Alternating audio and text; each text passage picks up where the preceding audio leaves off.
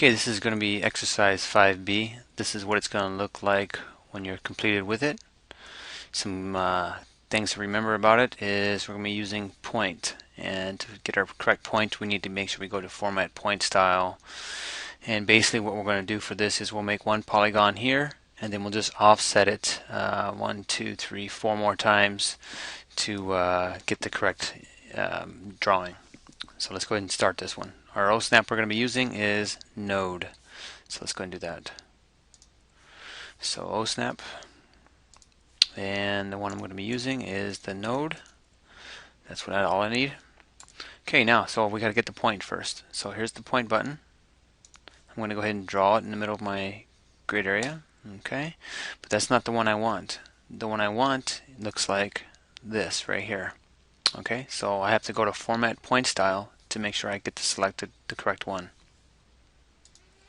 So Format Point Style, and that looks like the one I need to have, and click OK, and it automatically changes it for me. Okay, now we're ready for our first polygon. Go ahead and click on Polygon button. Go ahead and click on your node. Something's going on here.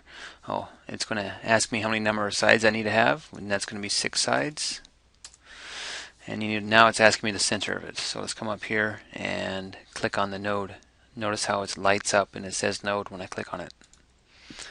Okay, for inscribed or circumscribed, it doesn't really matter which one you choose. Both is fine.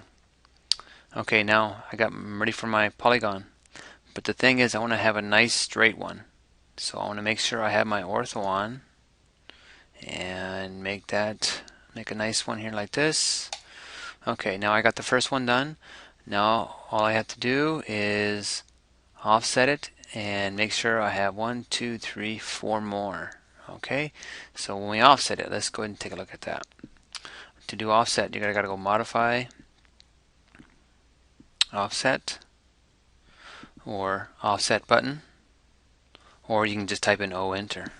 Okay, O enter for offset. Now it's asking me what's the offset distance. Well, I want to be able to get 4 more polygons in here without going beyond my grid limits. So let's go ahead and see. I'll try 0.75. Let's see what happens. Now I go ahead and click on the polygon and go ahead and click on the outside. That looks like a good distance to have. Click on it again, click to the outside, click on it, click to the outside, click on it, click to the outside.